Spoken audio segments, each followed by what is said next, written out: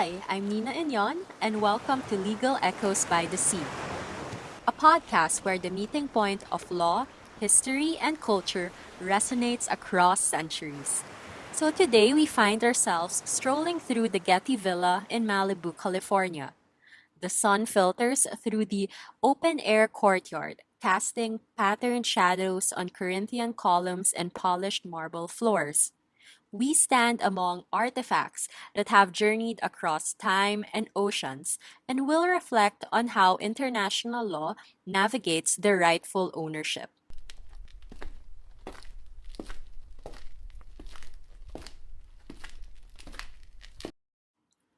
In one of these serene galleries stands the bronze statue of the victorious youth. Its classical lines, poised stance, and ancient patina connect us to the world of antiquity. Yet this statue's modern journey is anything but calm. Recently, the European Court of Human Rights weighed in on a dispute, J. Paul Getty Trust versus Italy. At the heart of the controversy was a fundamental question. When a cultural object surfaces from the depths of the Adriatic Sea, for instance, and travels through various transactions before ending up in a prestigious museum, who holds the legitimate claim to it? The ECHR underscored a key point. Even if the Getty Trust purchased the statue through a seemingly licit auction, they carried responsibilities under international law to exercise due diligence. This echoes a recurring theme in cultural property disputes. The rightful owner is not simply the one holding the title deed. Instead, there's a layered expectation that those acquiring cultural heritage must ensure their acquisitions are free from illicit origins. To understand how courts reach such determinations, we turn to the foundations of international legal reasoning. In Article 38 of the Statute of the International Court of Justice, it illuminates the sources of international law, which are namely treaties, custom, general principles of law, judicial decisions, and the teachings of recognized scholars. When the black and white text of treaties is silent, or where customs offer no clear direction, decision makers rely on the underlying general principles of law, shared by civilized nations. These principles serve as a kind of moral and legal compass, guiding courts and arbitral tribunals toward just outcomes. The International Law Commission's ongoing work in clarifying general principles, reflected in its first, second, and third reports on general principles of law, demonstrates the careful scholarship that defines, refines, and systematizes these norms. Such principles often step in where rules are unclear. In the sphere of cultural property, general principles can translate into duties of due diligence, good faith, cooperation, and prevention of harm. Now consider General Assembly Resolution 2625, a cornerstone document articulating fundamental principles of international relations. While it may not speak directly to cultural property, it sets forth broad commitments: the peaceful settlement of disputes, non intervention, and respect for territorial integrity. These commitments create a climate in which states must act responsibly and with respect toward one another's cultural heritage. After all, cultural artifacts are not mere commodities. They embody the identity, history, and sovereignty of communities and nations. In environmental law, actually, the Rio Declaration on Environment and Development likewise emphasizes the principles of due diligence, cooperation, and the precautionary approach. Though focused on the environment, its ethos resonates with cultural property protections. stressing that states, and by extension individuals and institutions, must not remain willfully ignorant to the origins and circumstances of their acquisitions. These instruments collectively shape a normative environment where cultural artifacts cannot be divorced from their historical and geographic roots.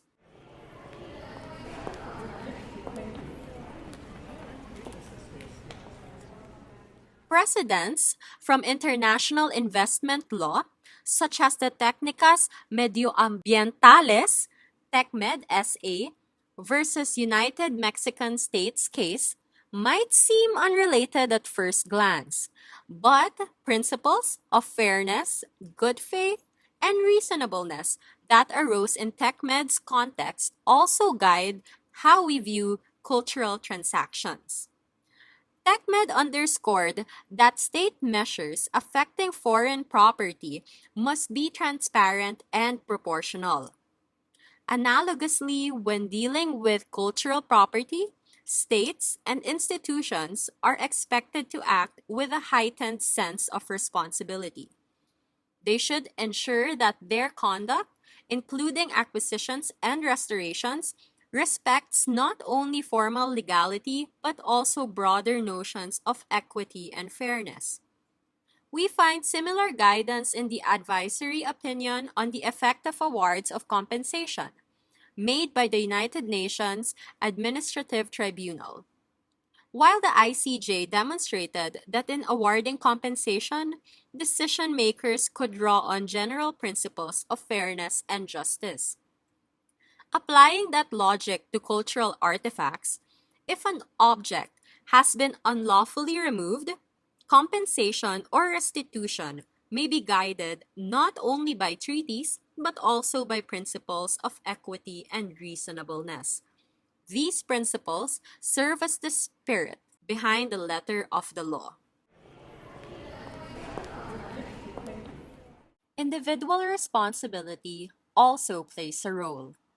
In criminal contexts, like the prosecutor versus Dusko Tajic, before the International Criminal Tribunal for the former Yugoslavia, we see how international law pierces through state centric models to hold individuals accountable for violations of international law, including war crimes and crimes against humanity. While these cases stand in stark contrast to cultural property dispute, they share a fundamental premise. Individuals and non-state entities cannot hide behind jurisdictional complexities or claim ignorance to avoid legal responsibility. Applying this logic to the Getty case, not all controversies are criminal, but the principle that knowledge and intent matter across us, private actors in the art market cannot simply purchase artifacts on a no questions asked basis. State responsibilities and obligations also emerge from regimes like the one dealing with seabed activities, an area famously highlighted in the advisory opinion on the responsibilities and obligations of states sponsoring persons and entities with respect to activities in the area. Here, the International Tribunal for the Law of the Sea stressed that sponsoring states must ensure that activities in the international seabed area adhere to international standards. Similar reasoning again applies to cultural property. States cannot allow their nationals or institutions to profit from illicit artifacts without ensuring robust provenance checks and compliance with international obligations. It's a moral and legal balancing act. Economic interests versus the integrity of cultural heritage. Turning to the Republic of Austria et alia versus Maria Altmann case, we find another dimension. The U.S. Supreme Court allowed Altmann to pursue claims against Austria to recover Nazi looted artworks. This decision demonstrated that historical injustices can be revisited under international law's evolving lens. one that acknowledges no absolute immunity or time bar when confronting grave historical wrongs. For cultural property claims, this precedent sets a tone. Just because an artwork changed hands decades ago does not mean its rightful ownership claims vanish into obscurity. Due diligence and moral accountability transcend time.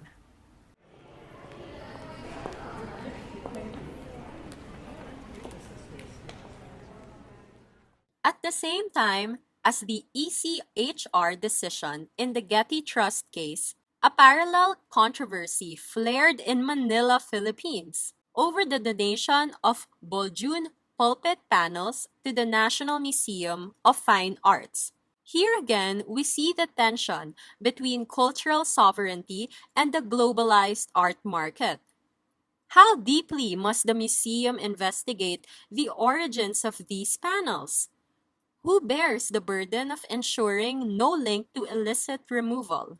The answers lie in that tapestry of international law sources. Treaties like the UNESCO Convention on Cultural Property, underlying customs that condemn illicit trade, and general principles that demand honesty, diligence, and good faith in cultural transactions. So, what is the lesson here for students of public international law like myself? It's that international law does not exist in neat silos. The principles that guide environmental protection, the standards that hold criminals accountable, and the norms that govern investments can all influence how we understand and regulate cultural property. The general principles of law bridge these fields. They offer a set of moral and legal tools that judges, arbitrators, and policymakers can wield when confronted with new and complex disputes. All these evolving norms and principles remind us that cultural property is more than an economic asset or decorative piece. It's a piece of shared human heritage, part of the story of civilizations, identities, and collective memory. As claimants, states, museums, and private collectors navigate through disputes over artifacts, they do so under the watchful gaze of a legal order that prizes fairness, due diligence, respect for sovereignty, and moral responsibility.